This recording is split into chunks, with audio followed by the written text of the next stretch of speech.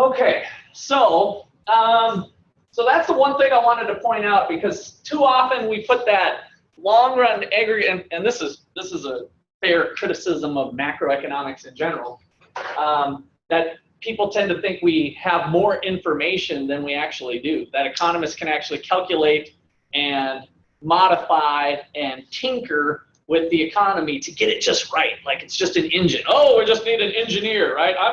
I'm a social engineer. I just have to tinker with this and that, this pulley, and kind of figure out a mathematical equation, and I can solve society's problems. So it's certainly true that a lot of economists still today, this hasn't gone away, believe that they can maybe outthink that there is these really smart people that probably are at Harvard or Yale or something, one of those Ivy League schools, those economists that, you know, publish in the top journals, and they can help us figure out the right government policy and the right monetary policy to kind of have positive effects there, and then it's just a matter of solving a really tough math problem that most people can't do.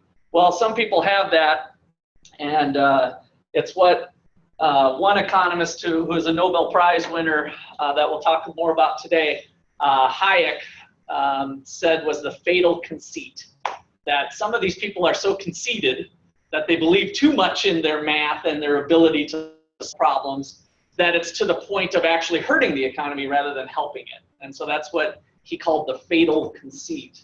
And so I'm planning to do a little video on that later today. All right, so any questions so far? All right, so the long-run equilibrium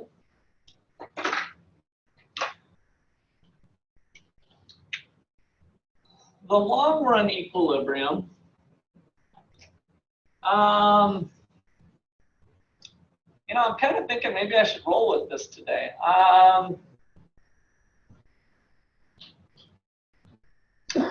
Yeah, let's do that. Let's not do a long-run equilibrium.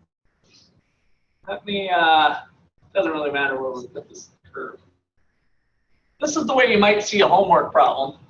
You already have the long-run equilibrium from before. That's where all three lines cross at the same time. So today, let's start off the problem like this, because you guys might see something like this in your homework. And what you need to know is that the current state of the economy, we have a recessionary gap. So the economy's potential lies to the right of where the current state of the economy is. So GDP is is low, and we call this a recessionary gap. A recessionary gap is the amount of GDP that we're behind on, so to speak. If this was 800 and this was 1,000, if this was 800 and this was 1,000, then we have a $200 gap, right? A recessionary gap. Come on up close. We got some good seats right up here. All right, now on the word, dude. Okay, so the current price level in the economy is here. And so our question is, what's going to happen? Okay, so there's two possibilities. One is we leave things alone. So my first question is, let me phrase this in terms of a question, like you'd say. So assume the economy currently has a recessionary gap. So assume the economy is currently experiencing a recessionary gap.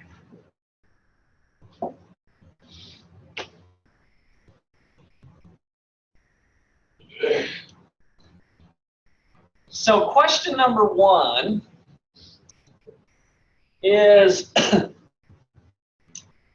how will the economy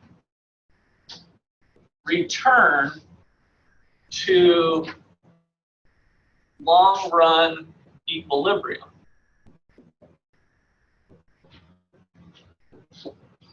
How will the economy return to long-run equilibrium?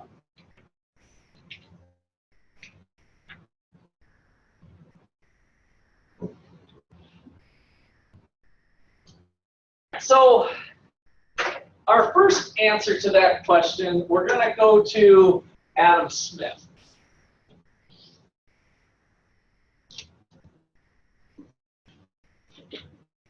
So Adam Smith with the laissez-faire. Oh, and I always butcher this. Laissez-faire. That's not even right. Who's got French with Dr. Morty? Laissez-faire. Give me. This is not right. It's easy. There's a Z, L-A-I-Z, Z-E-Z. Laissez-faire? Laissez-faire. Why don't you give me a nice French interpretation of that? Are you in beginning French? Maybe we have, okay, you're in beginning French. Let me come up here. Laissez, yeah. Yeah, laissez-faire. All right, so how about spelling? No good on spelling. All right, well, that's okay. So that makes three of us. So I'm just trying to, I think this is close. There might even be a laissez-faire. That looks like way too many Z's. I actually have it written down here because I struggle with this spelling, even though it's, given that it's one of the most famous economists of all time, you'd think I'd have it memorized after 3 years, or L-A-I, 25 years. S-S-E-Z. So it is the S's in there. Okay. L-A-I-S-S-E-Z. All right. Laissez-faire. All right. Now, what does it mean? What's the literal interpretation of laissez-faire? Hands off. Yeah. Keep your hands off. So laissez-faire means hands off. Or kind of leave it alone. Leave it be. Leave what be? Leave the economy be, right? So Adam Smith was a proponent of what we call the invisible hand of the free market.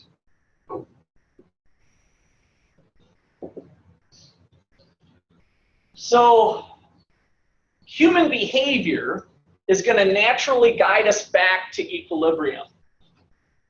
Allow human behavior with voluntary action guide us back to equilibrium.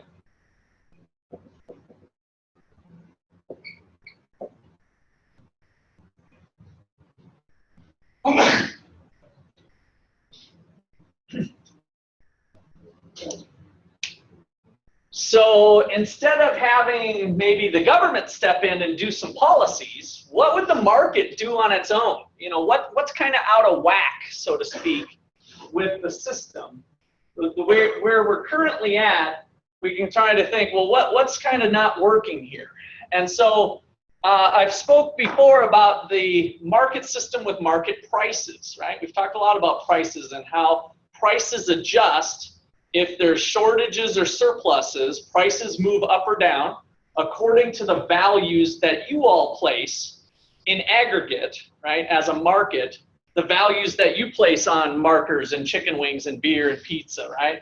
And so if that product isn't valued enough, the price is going to start to fall. There's still going to be some people who value it, but not enough at the current price, so the price needs to fall to come back to equilibrium. Right? So where those two lines cross with supply and demand, that thing's a continual process. And so I like to think of this plane of adjustment of all the prices moving potentially. And it is amazing to think at the the menu of values that we have in a market-based economy, where through voluntary action, people are bidding prices and selling things or whatnot, we start to see the values that we place on that. Isn't that true in personal finance, that what you spend your money on tends to be what you value? Sure, right? It's just normal. So we start to get the values of society through the things that people purchase and the prices that they reflect. In general, higher prices means that people are putting higher values on those relative to something else. Because remember when we looked at the relative price of, what do we got here? Chex Mix cereal at $1.29 and a Red Bull at $3, we can talk about the relative trade-off. By consuming the Red Bull, I likely gave up 3 of these checks, right? If this was, let me keep the numbers nice and easy so I don't go to the board, but this was $3, this was $1, then really what I did when I purchased the Red Bull is I gave up 3 of these, right? So prices merely reflect our willingness to make trade-offs among goods, and therefore the values that we place on goods through trade. Okay, so in this system, the thing that needs to change are prices. And if we allow the invisible hand to do that. And so here, prices changing are going to be reflected with input prices and output prices. That's our adjustment mechanism. And so are resource prices too high or too low relative to output prices? Are resource prices too high or too low relative to output prices? Too high, that's right. So when we talked about the shifts of the short-run aggregate supply curve, what this is saying is that the reason we're out of whack is that currently resource prices are too high relative to output prices. And so the invisible hand, the way we can kind of remember this is that where the invisible hand is taking us is to the intersection of aggregate demand and long-run aggregate supply. This is where price adjustment's going to bring us back to equilibrium eventually through the intersection of aggregate demand and long-run aggregate supply. So where the economy is headed is to point B on its own. And what's going to happen is those resource prices are going to start to adjust. On average, those resource prices are going to start to fall, and we're going to come back to a long-run equilibrium where the gap is now 0. The gap starts to close, prices start to adjust, businesses can now, their production costs have gone down, and so they're able to produce more for a given budget, right? All right, so that is our invisible hand approach. So for the first question here, how will the economy return to long-run equilibrium? If left to the free market to adjust, there'll be an increase in short-run aggregate supply because resource prices are currently too high relative to output prices.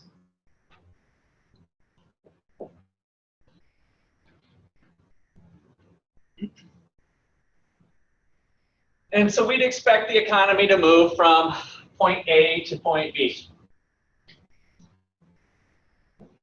We're going to move from point A to point B would be the invisible hand adjustment.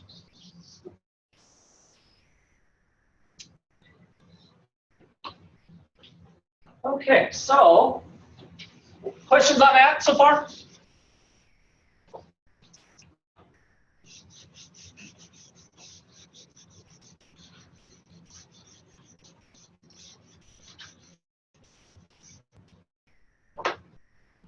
So a good question is, so I'm adding on to that, how long will it take?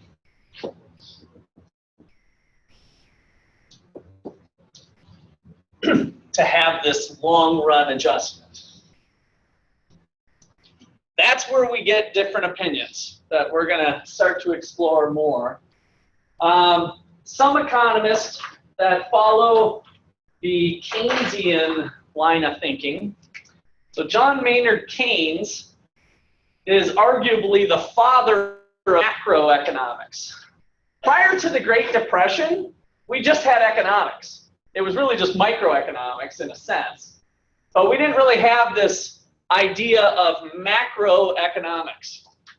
So macroeconomics, what Keynes argued in 1936 in his famous book called The General Theory, is that we should use government intervention to help guide the economy through its spending, because government is one of these players here. And so if the economy is sagging, maybe it can spend some money to offset that, right? That was Keynes' kind of big idea back in 1936. All right, so how long will it take? According to Keynes, John Maynard Keynes, 1936, The General Theory. Keynes was kind of a genius type guy.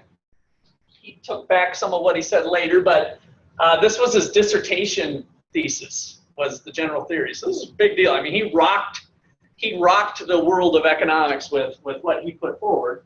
But then there was other people that came out and said, well, I'm not sure all that's quite exactly sound econ. So Keynes' general theory, how long will it take? He said this quote, "In the long run, we're all dead." That was his opinion. In the long run, we're all dead. In other words, he thought it was way too long. I don't think he believed it was necessarily 20, 30 years. But we just went through the Great Depression, remember? And that started in roughly what year? 1930. So the stock market crash in 1929 is kind of that pivotal point where we started to see some of the mess that was starting to happen. And then lasted until how long? Some people claim that World War II helped us kick off. Who remembers when World War II started? 1940s-ish, right? So this 1936 was right in a fairly lengthy time of a really bad recession, a bad time for the United States. It was so bad, we were all depressed, and so they called it a depression. So there really isn't actually a definition per se on what constitutes a depression. It's really just a bad recession. A recession was a 2-quarter, 6-month decline in what? GDP, real GDP. Real GDP was falling for 6 months. That's a recession. This is like a really bad recession if we're going on 6 years where we're slumping, right? Okay, so Keynes said in the long run, we're all dead. And his prescription for that was his solution to this problem of the long run and getting there, his solution was to use government to kind of juice up, stimulate the economy. Use government to stimulate the economy. A large part of what he talked about was fiscal policy.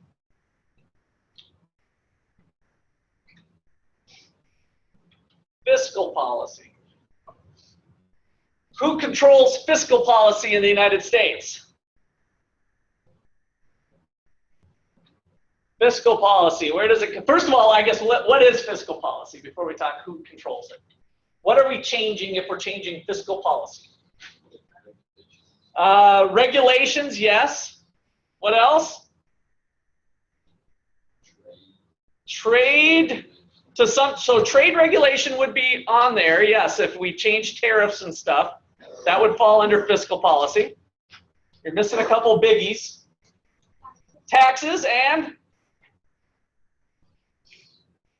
taxes is one. Another one? Another biggie? Nope. That's fall more for the monetary policy. This is a G. I can't quite get the little. Government. Government spending, right? So government spending. So how much money is the government spending on stuff? That was our Trump example we did last time, if he bumped up military spending by 20%. So government spending, government taxes, government regulation, all of that kind of falls under this fiscal policy umbrella. Who makes those policy decisions in the United States? Come back to the who question. I'll give you one hint. We did that. Look at the example we just did last time at the end of Monday. Trump. So president. Who else? Can the president act unilaterally in the United States? To very, very limited extent. They can do a couple things with these executive orders. But by the way, kind of interesting side note, Obama did a lot of those executive orders too. Guess what happened when Trump took office? If you go the executive order route, what happened to him? Where's my garbage can? I need my props. Trump came in, said, oh, don't like that one, don't like that one, don't like that one, don't like that one. Some people are even saying most of what Obama did, because he went through executive order, is getting put into the trash can. So what's a better way to have longer lasting fiscal policy? What do you need support of? What's the other piece of government in the United States? Congress, yes.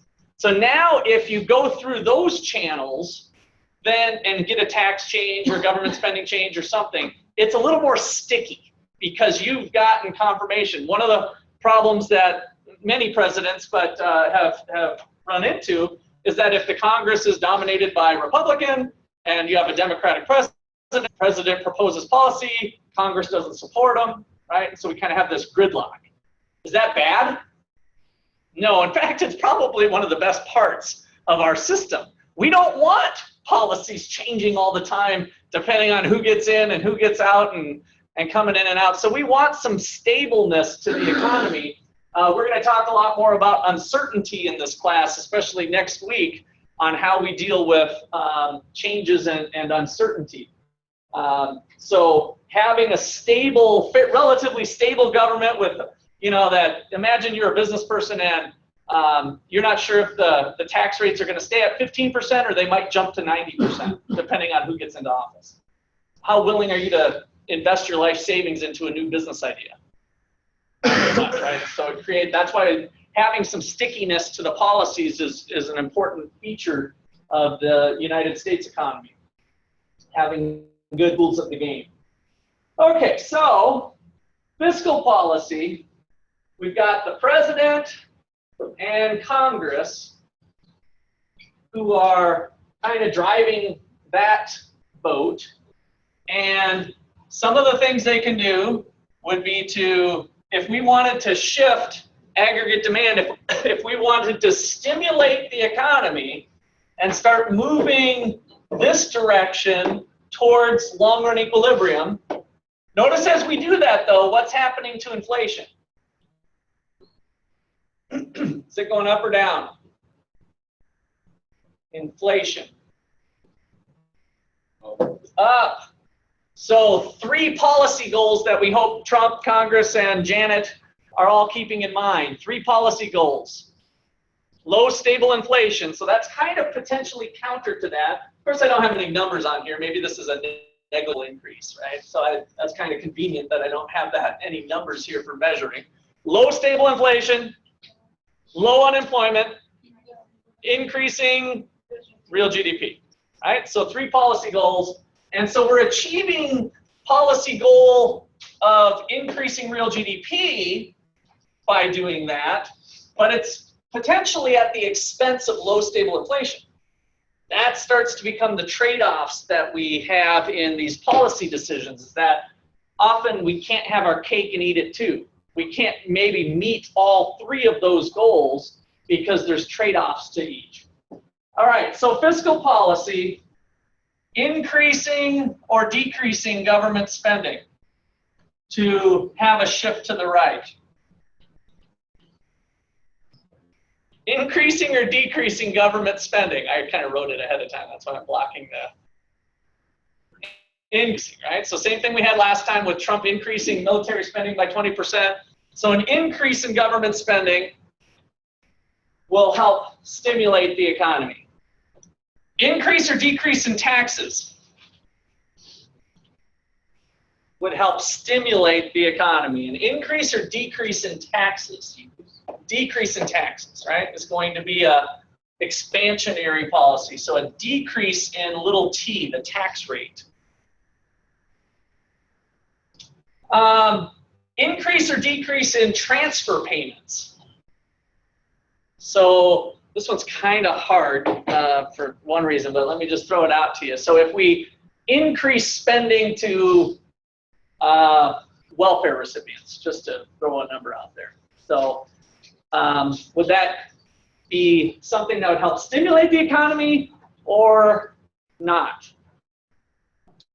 So all we're doing is spending, instead of a 20% increase in weapons of mass destruction, it's a 20% increase in spending for the poor on programs or something, or welfare. Let's think of welfare like cash payments to the poor. Decrease, why? Okay, so you're getting into a longer run effect, which is awesome. So, but it might start to pull people out of the labor force, which would start to offset that, right? And so if we have that happening, then that's going to start to shift the supply curve off to the left. So that's a possibility. That's a little bit longer term though, okay? So in the short run, if we inject money into people's pockets, increase or decrease. The other thing, you didn't even bring up the thing that's a good insight, probably worth an extra credit point, Ashley. That's not even the one I was thinking about, because there's a little more common one if we increase welfare spending or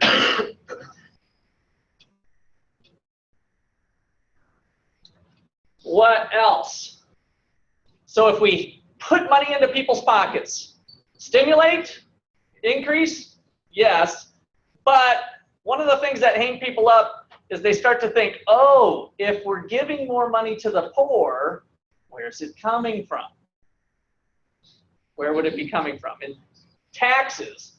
But I don't want you to think that way, okay? When we do these changes to an economic model, we're only going to do one thing. Otherwise, it gets too crazy to keep track of, right? So there's a lot of moving parts.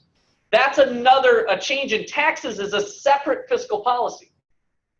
Does the government sometimes spend money without increasing taxes? Gotcha. Yes, they do it all the time. So it's not that unusual. For you, it kind of seems like, well, that makes sense. They'd have to raise taxes. But that's because you're normal.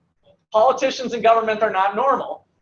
They have this potential unlimited amount of money that they can tap into through borrowing, right? Until we get too crazy borrowing and the national debt's too high. And I'm already jumping the gun to our last week together here. In a couple of weeks, we're going to get into these details of fiscal policy, which is going to be super fun. So we got to kind of lay down this foundation first. What is the national debt? I will answer you in 2 weeks.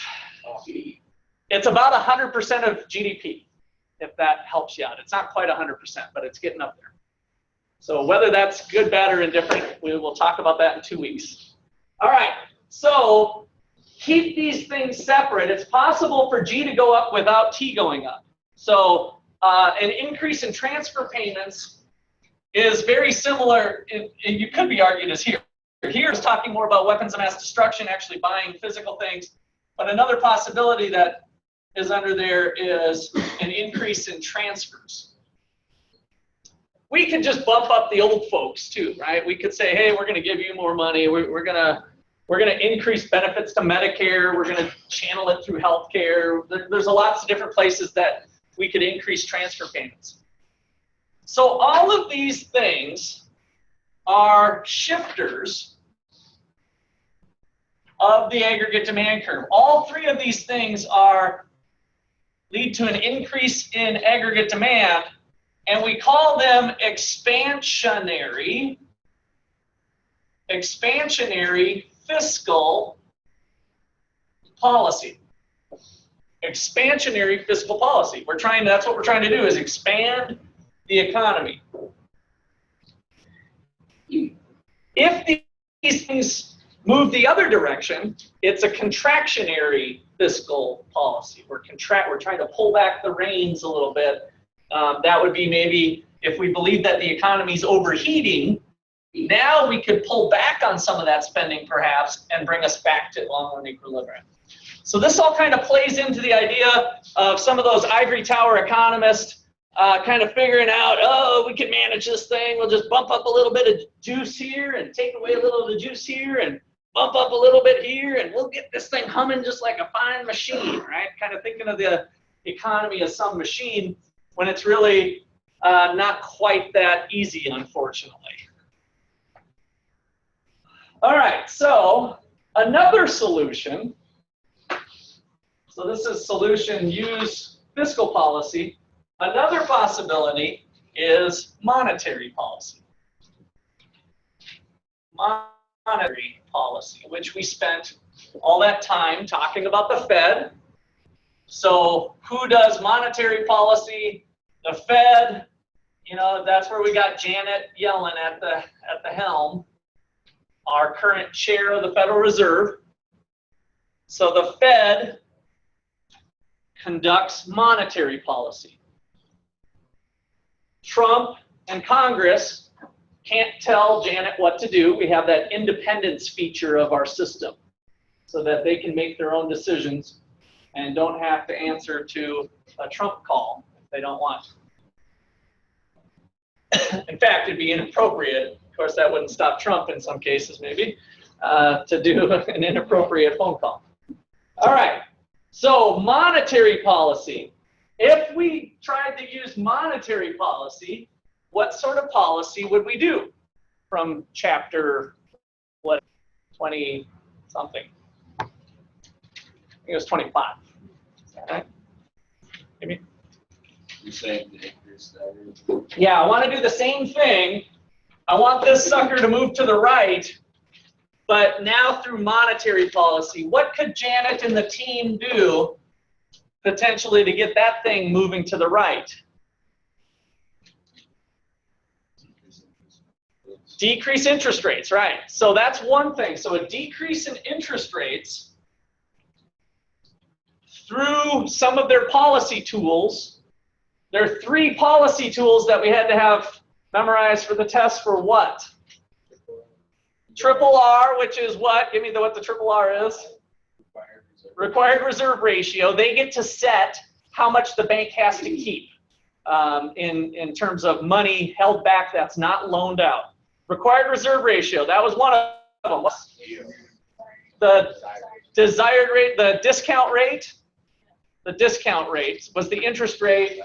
That was one of the interest rates that the Fed has control over. And then what was the last one? Was actually the most commonly used one. Open market operations, open market purchase, open market sale. So what they're going to do is decrease interest rates through possibly the discount rate. So we can put and or increase or decrease the money supply to get that result. Increase the money supply or decrease the money supply to have interest rates fall. This is where hopefully at some point your brains will allow you to put up that market, because this is where it starts to come in handy, where I think once you visualize it, you'll get it right away. We put up a little money market, money supply, money demand. We got the quantity of money and the interest rates. Increase or decrease the money supply?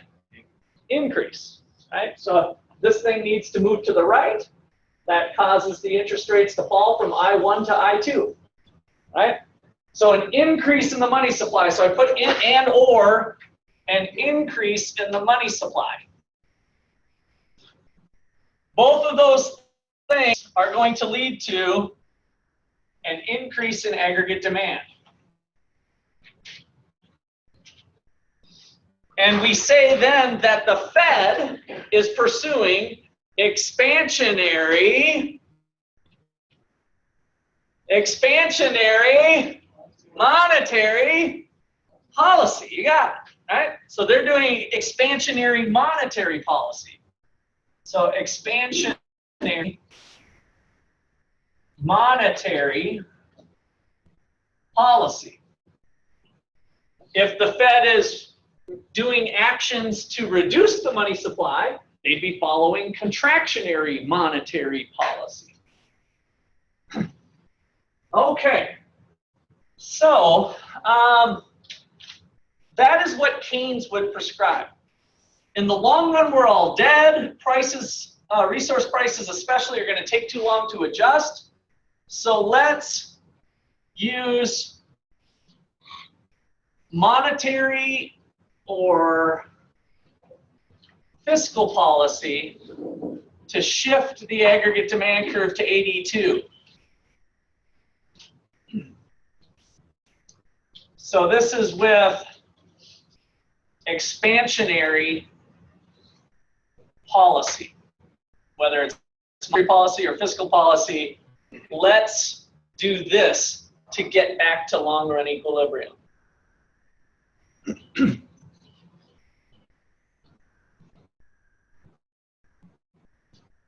All right, so there's our two cases, right? We've got the leave it alone, laissez-faire. The markets will adjust themselves, bringing us back to the long run. We have to get to the long run eventually. It's just going to be a process somehow. Keynes suggested, hey, we can shortcut that, use monetary policy to get back to long run equilibrium through use of the government. Okay, questions or comments there? All right, it is time to look at our video today. I should have put, actually, if you want to put by the word Adam Smith, where I told you about Adam Smith, add Hayek, Friedrich Hayek. He is also on that free market invisible hand side. Let's see if I can find this thing here.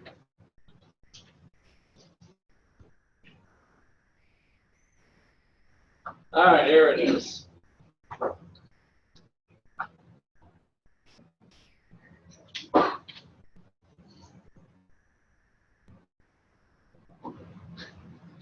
Couldn't get this thing queued up before because we had Macklemore going. Lord Keynes, welcome, sir. It's a pleasure. Pleasure.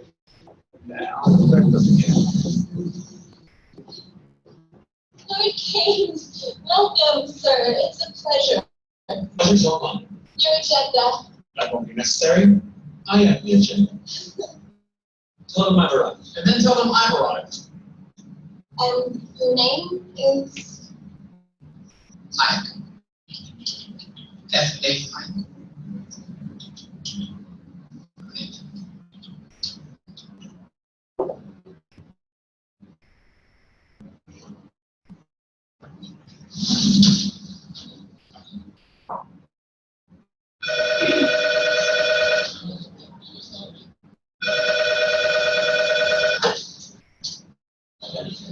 Freddie. Hey, listen, party at the Fed.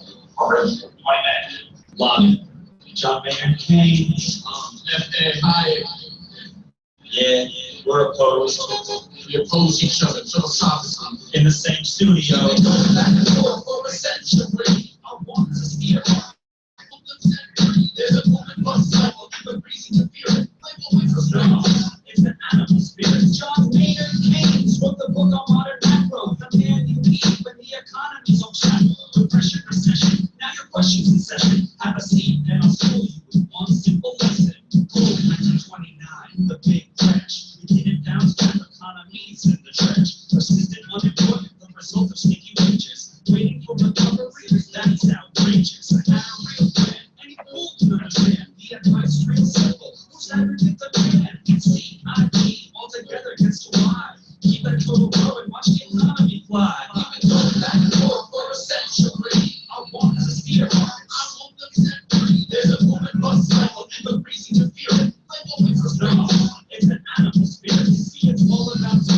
the register to change. Circular flow, the dough is everything, so if that flow is hit low, doesn't matter the reason. We need government spending, now it's still be able to see it, so forget about it. Get it straight out of your head, like I said, in the long run, we're all dead. Savings is destruction, that's the paradox of thrift. Don't keep money in your pocket, or that flow will never lift, because the business is driven by the animal spirits, the bull and the bear, and there's crazy severe effects on capital investment, income, and growth. That's why the state should build a government stimulus, both the monetary and the fiscal. The people need that. Public works, digging ditches, war has to stay prepared. You're a broken window, the glass man has to solve a multiplier, drive higher the economy's health. And if the central bank's interest rate policy takes a liquidity trap, that new money suck at the banks, deficits could be the door you've been looking for. Let the spending soar, now that you know the score. My general theories made quite the impression. Revolution, transform the economy profession. You know me, modesty, still I'm taking it back. Say it loud and say it proud, we're all Keynesians now.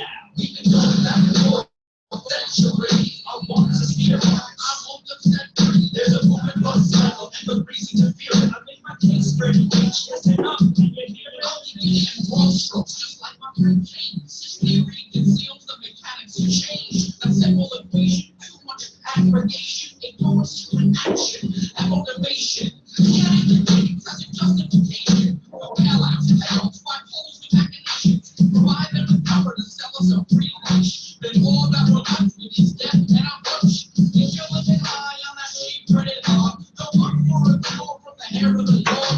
Real savings come first if you want to invest. The market coordinates climate interest. Your focus on spending is pushing on credit. In the long run, credit is your down instead. So sorry, everybody, if that sounds like effective, prepare to get schooled in my Austrian perspective. We've been going back and forth for a century. I want to steer, I want them set free. The movement must cycle and the reason to fear it. Like movement for strength, it's the animal spirit.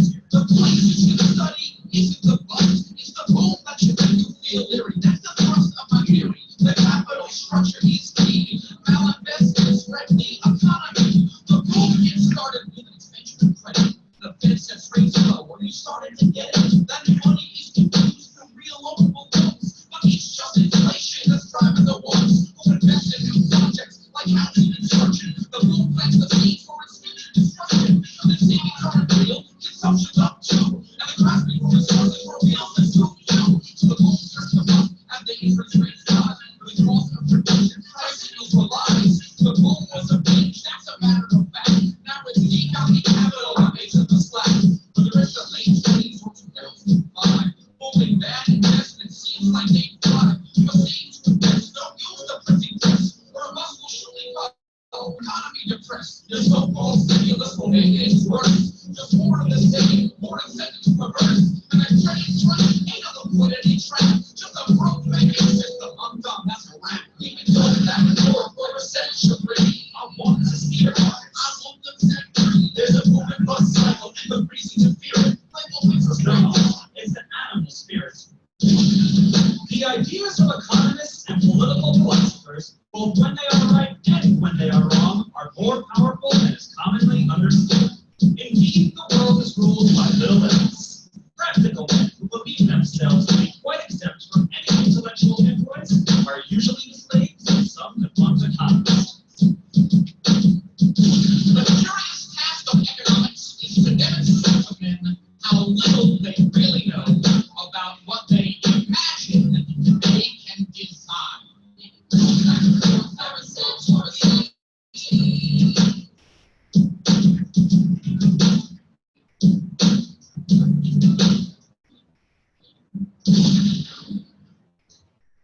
All right. So that is our battle that has begun now. So, questions or comments on the video?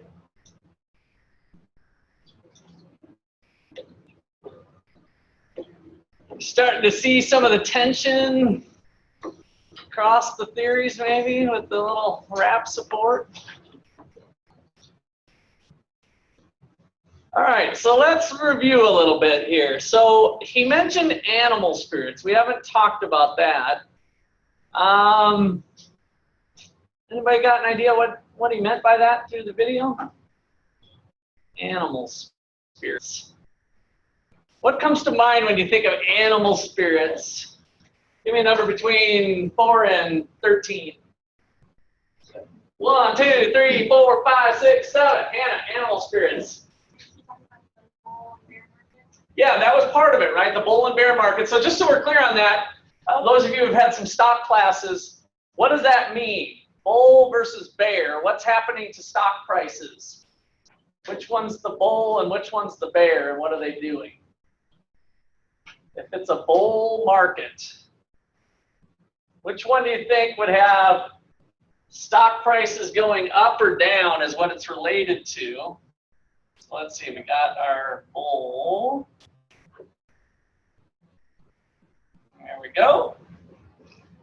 And we have our bear.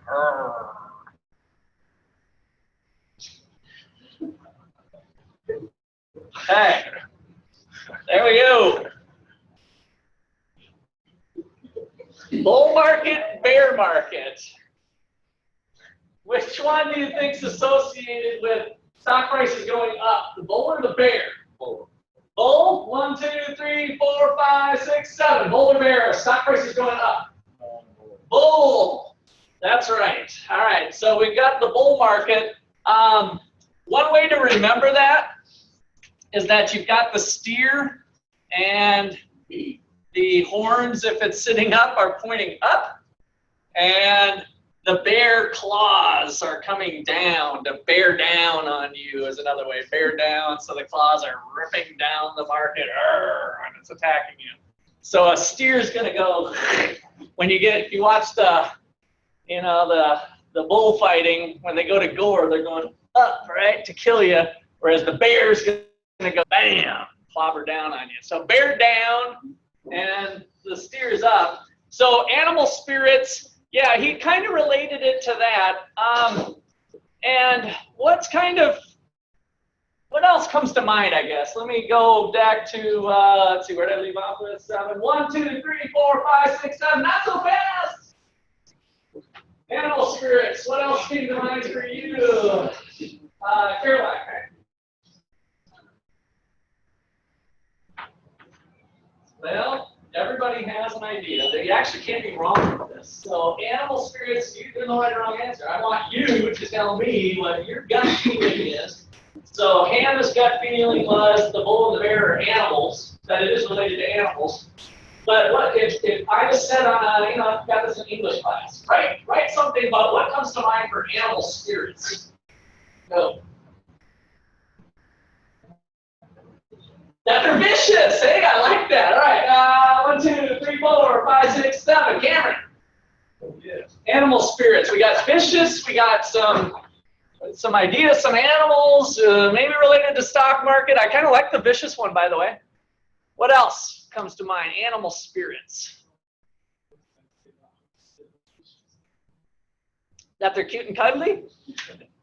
With animal spirits. So animal, if you're an animal, I probably shouldn't say this, but if you're an animal in bed, are you really cute and cuddly? Or if you're an animal at something, maybe Addie's, if you're an animal on the wrestling mat, what does that mean? Really tough. You're really tough, right? And kind of, what else? Tough, aggressive, competitive, kind of wild, right? So that's what we mean by animal. Now, with spirits, what come in with spirits? Now, we could talk alcohol, possibly, those sorts of spirits, but that's not really what I'm thinking. I'm thinking spirits are kind of what? Do you know a lot about spirits? Like, is there books like physics books and math that we know what spirits are exactly? Or are they kind of mysterious, right? Kind of not really sure what they are. So now we've got this aggressive, tough animal spirits, like kind of mysterious, like unpredictable, right? That's what Keynes meant by animal spirits. So his argument was that the reasons that we have the ups and downs of the economy, the business cycle, was in large part due to animal spirits. So we're going to talk about kind of Keynesian theory for a moment. I'm really building on a little bit what I did here. In the long run, we're all dead. But Keynesian theory of the business cycle. The business cycle's the ups and downs. Why does the economy seem to go through these high points and then we crash and then we go up and then we crash, right? So Keynes said that it was due to animal spirits of the market. And what he meant was that business people are kind of unpredictable, kind of like entrepreneurs. Like it's hard to predict what's going to happen. They can be kind of wild. There might be speculation due to rumors. And so we go buy because we think we're going to make $1 million by buying a particular stock, that Yahoo or Google or something that's going up, right? So animal spirits means volatile investment behavior.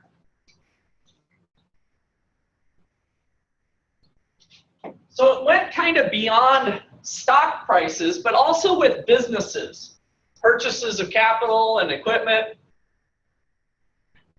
So he claimed that the business cycle is going to be erratic because we have these businesses that are somewhat erratic, that are driven by animal spirits. So you might also add on here speculation.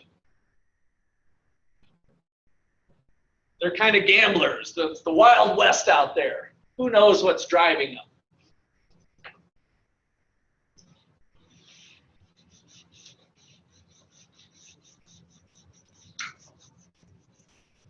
All right, also in the video, they mentioned sticky wages. So another key feature to Keynesian theory is that we've got sticky wages.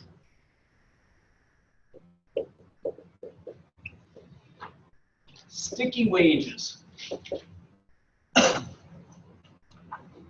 And so his belief was that prices can adjust up but not down very easily. So there's kind of rigidity in the market because wages tend to be what he called sticky. So that means there's rigidity, rigid resource prices, especially downward. So Keynes would have looked at that problem we were just doing where resource prices were high relative to output prices and said, well, good luck getting wages to go down. So maybe it's due to contracts. So there might be long-term contracts, wage contracts, labor unions.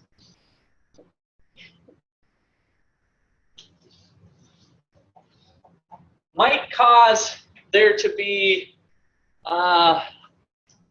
might be difficult for prices to adjust freely. Like Hayek would have said that we've got the pricing system and it's able to move around and make adjustments fairly quickly. He's saying in the long run, we're all dead. So in Keynes' world, the aggregate supply curve, the short-run aggregate supply curve was relatively flat. So what I want to draw, I'm going to ignore the long-run aggregate demand curve for this right now, and just kind of put the short-run kind of relatively flat. So this idea of sticky wages creates this kind of relatively flat short-run aggregate supply curve.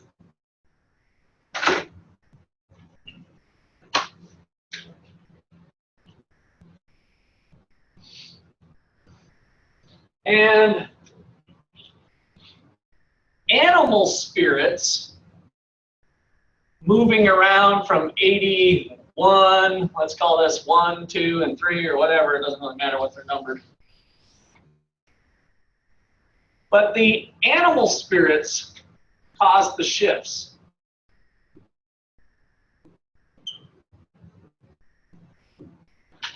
So a combination of animal spirits and sticky wages cause large fluctuations. So fluctuations in real GDP are big, partly due to a flat supply curve. Notice if this supply curve was not that flat, if it was steeper, check this out, then the movement in real GDP would be a lot smaller, right? So this flat, sticky wages is giving us larger fluctuations. Well, that was his theory. So again, this is Keynes' theory about the economy. He thought that the world kind of worked this way, and that's what brought up his solution of using government to kind of tame the beast. So if the market tends to be going really hot, let's use contractionary fiscal policy to slow it down. If the market's really slumping, let's use expansionary fiscal policy or monetary policy to pump the economy up, right? And so by doing that, we're going to hopefully smooth out the ride for the economy, for the business cycle over time, hopefully through government policy, we can have a smoother ride without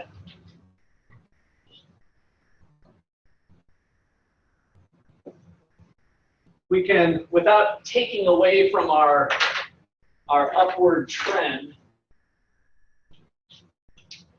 So if that's our potential level of real GDP, rather than taking the wild ride with animal spirits, let's take the more managed government ride. That's his idea. Okay, questions or comments on that? Yeah. So it is possible to avoid inflation, recession, kind of like that, and just go in a straight line up? Loaded question. So some economists would say no, it's not possible. That might be cut, and that's kind of where I'm going with this. Is that these are unanswered questions that economists continually pursue, and there's different camps that one of them being the Keynesian camp. The economists that kind of have this general idea believe that yes, they could help manage things and keep us on that track. In theory, with more government policies. Right. Yeah. So Keynes. So let me put that note since you asked. It's a good question. So note, Keynesian economists favor more active government policy. Keynesian economists. So if you're a Keynesian economist, then you're kind of getting this. You might not all agree now. So all Keynesian economists might not. They're going to have different opinions on. Well, I think monetary policy would be better to use than fiscal policy for maybe different reasons. Are you? Am I a Keynesian? No, I'm not a Keynesian. So you might hear a little. I'll try to be as unbiased as possible, but I am not a Keynesian. Okay. So any other questions? All right, so the Austrian theory is who Hayek was with. So Austrian theory. So there's not much of a connection back to Austria, so don't be thinking geographically so much, but it's more of some of the original thinkers in this area, which are more free market driven thinkers. There was a connection back to Austria, but don't think about it that way. Just think of this kind of way of thinking. So Austrian theory is, in general, limited government intervention is preferred to active government policy. So by no stretch are they anti-government. We're not talking about the anarchist group, which, by the way, there are economists that are more in the anarchy line of thinking. So there's a whole spectrum of ways of thinking about things. So, but we're thinking that having some stable, fixed rules. So when we talked about not having government policy change too much, but also the levels of it would be to have more limited government intervention in the policies. And so I'll give you kind of the short of the story before we get into the details. The reason they believe that is that they think it causes more harm than good. So they believe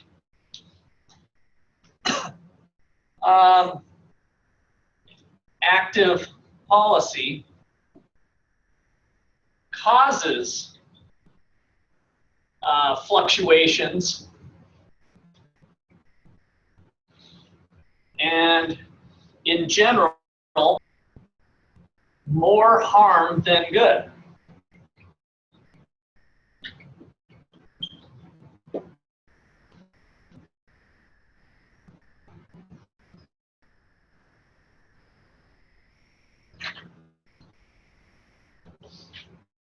So Friedrich Hayek is one of the kind of leaders of this line of thought, as we saw in the video.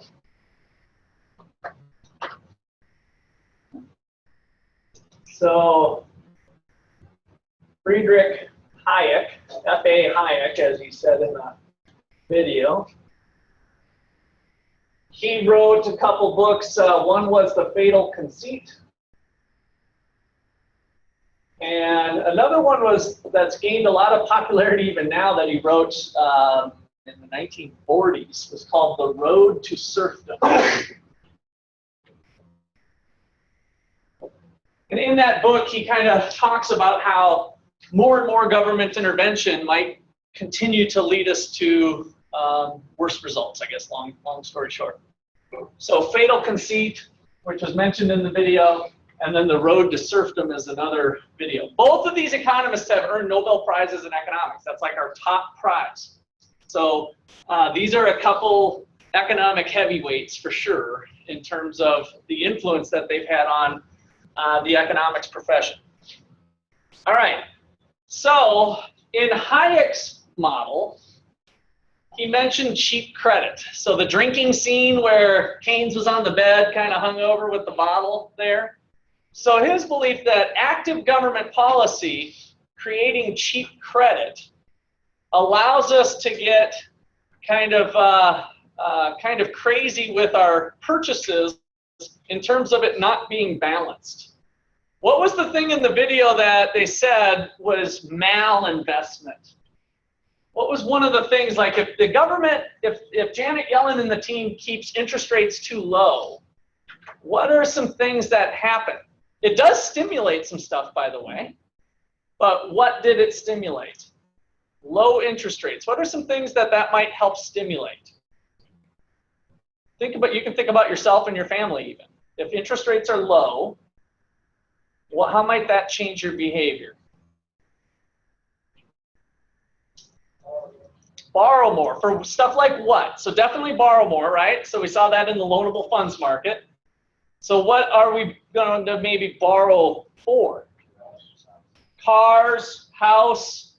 Usually we're doing borrowing for longer term products, but not always. But especially houses was highlighted there.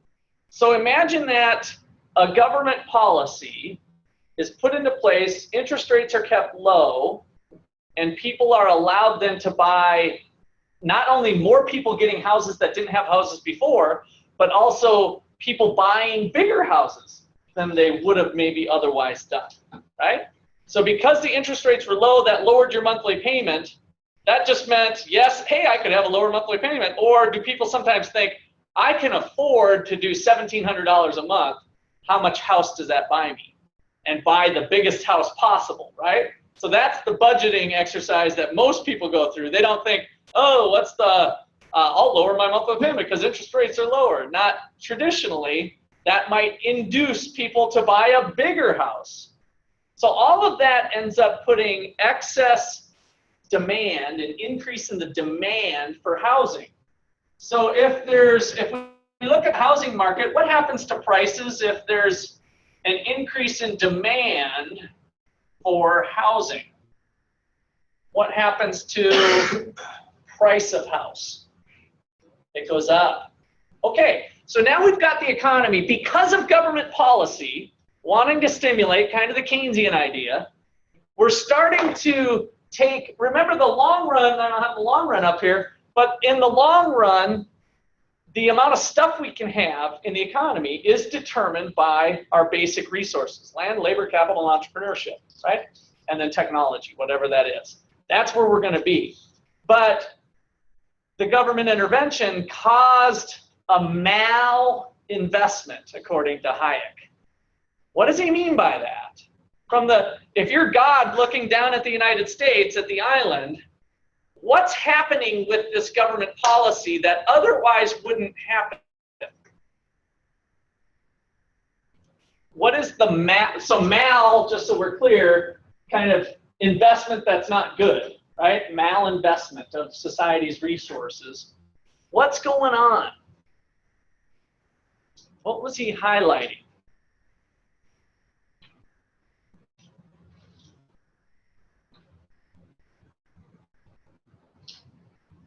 So economics is the study of trying to satisfy unlimited wants with limited resources. We only have so much stuff. Government policy drove the price of borrowing down or up. The price of borrowing went down, interest rates went down, causing housing prices to go up. Was there more houses or less houses being consumed? Careful. More, right? But go back to your demand. Here's the quantity of houses.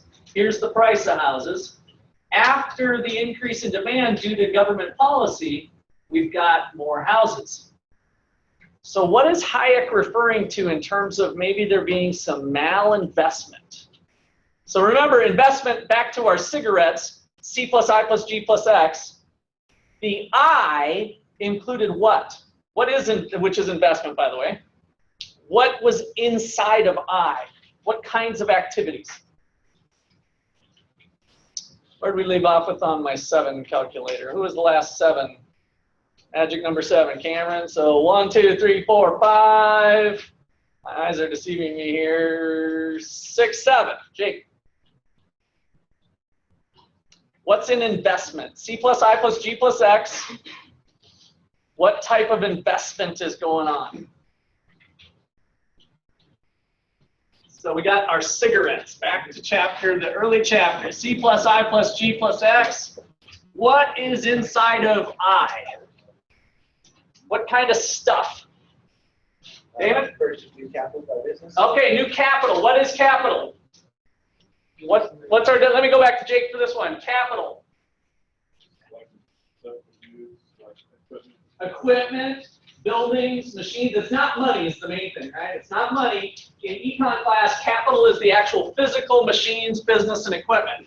So we got that. And then what else did it include?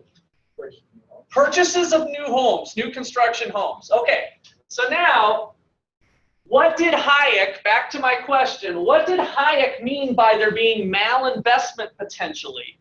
Given the fact that we have limited resources, if you are God looking down at the United States, what did Hayek mean?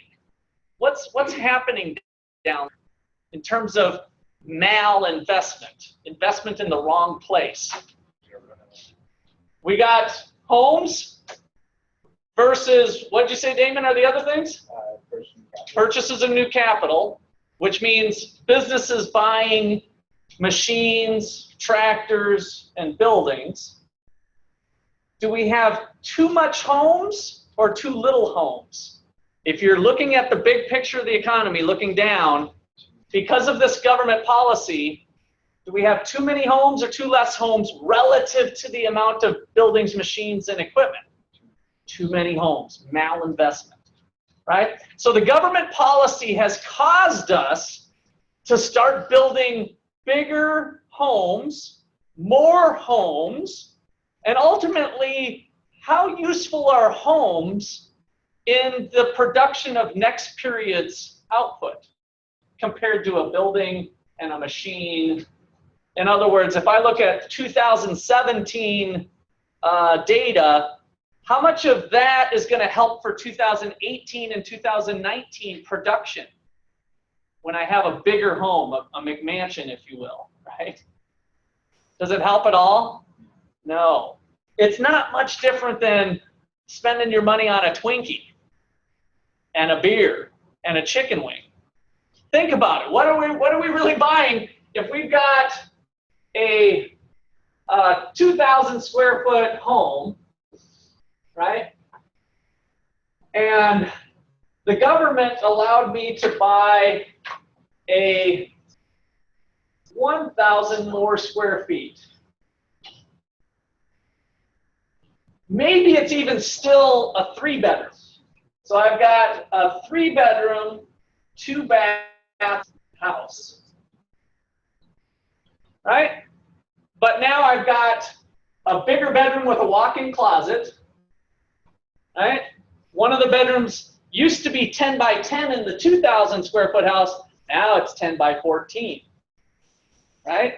So did the bigger house really help us in the long term in terms of society's resources? No. That's what Hayek was talking about, right? We had this malinvestment through cheap credit. We were going for the short-term fix.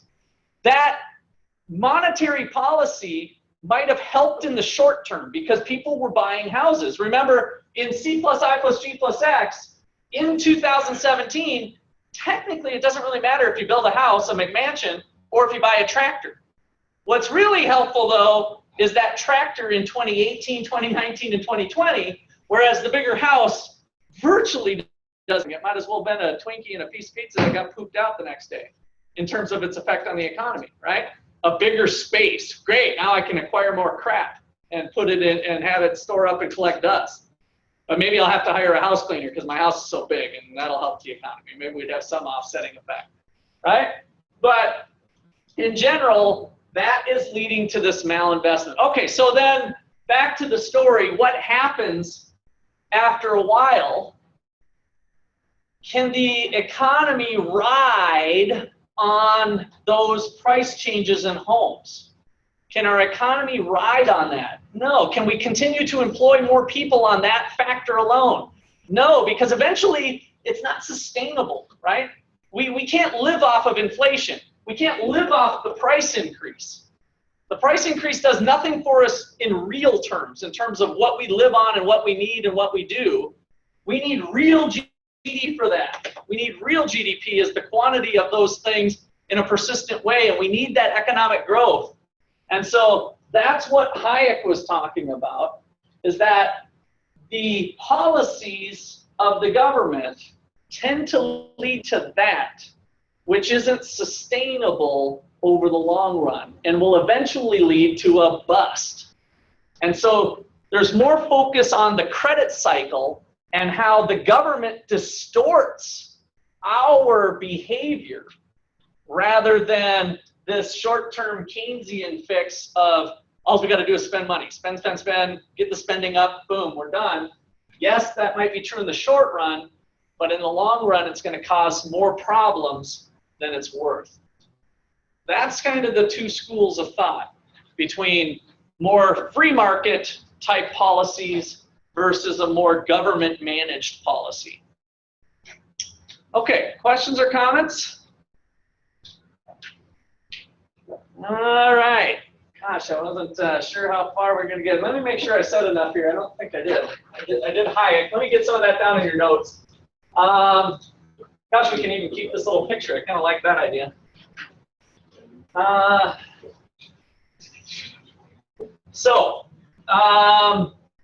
Cheap credit. So government creates cheap credit.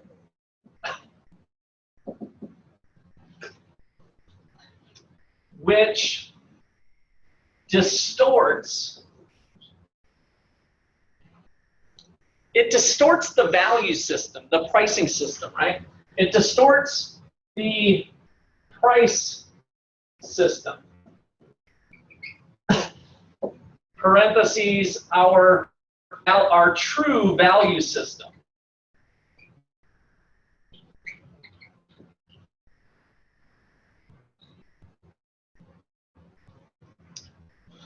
In a free market, this might go on too.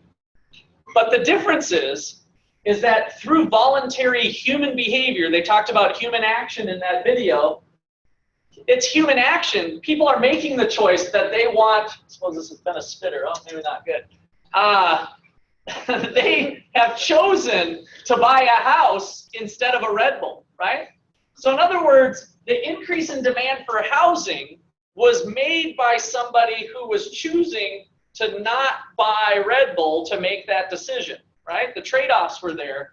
Whereas the government, it's possible to have a special program that favors a particular activity, whether it's housing, sometimes it's cars, sometimes it's smoking, extra tax, and maybe that's not a bad one. That we throw in a little extra tax on there because of some problems with smoking. So maybe that's a decent place to do it. So, but nonetheless, it leads to this distortion in the values. All right, so government creates cheap credit, which distorts the price system. So example, increase in housing prices.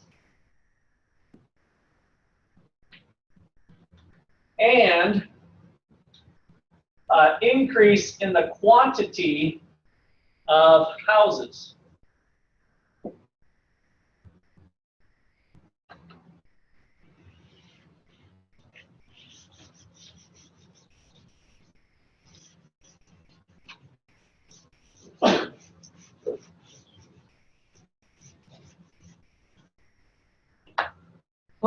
Okay, so that leads us to this idea of malinvestment. Malinvestment.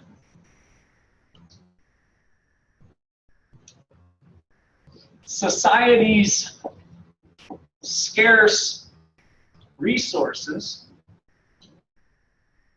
are being used for too many homes. Too many homes and not enough capital.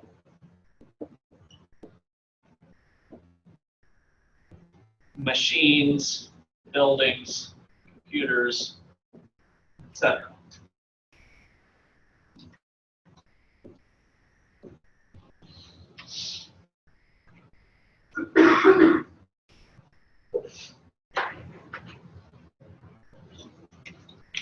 All right, and the key point is that this is not sustainable. So this is not sustainable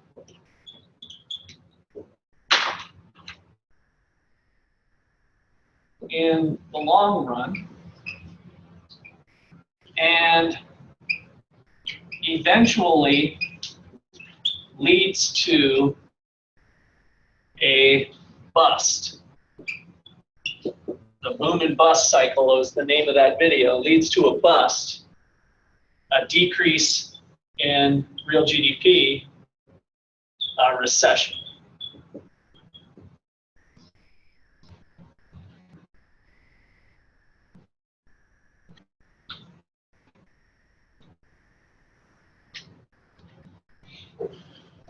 And so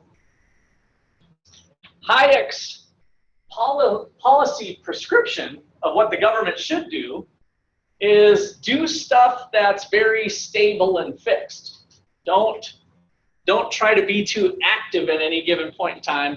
Let the market allocate those resources. So key point.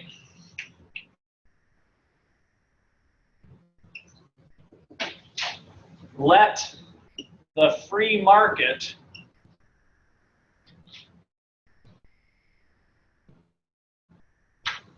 with good or fixed, let me put fixed rule of law. This is getting a little bit, this is important though.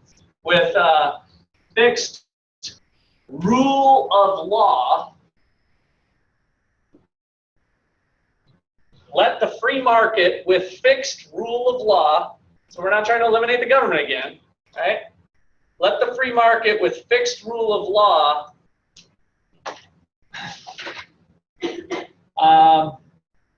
determine the price system, the value system. It will naturally reflect it. You don't have to do anything is the beauty of it. You just let people do their thing. So, underlying rule of law, because that is an important distinction between the rule of men. So I want you to put not rule of men.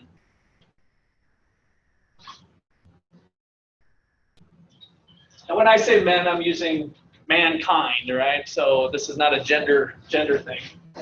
But rule of mankind, the rule of people, we're not going to rely on them making the decision, but let's have laws that were, of course, created by people, like the Constitution and other laws that we have in place. Make them fairly stable, let people do their own thing. All right, we'll call it a day there. That's like a good spot to end.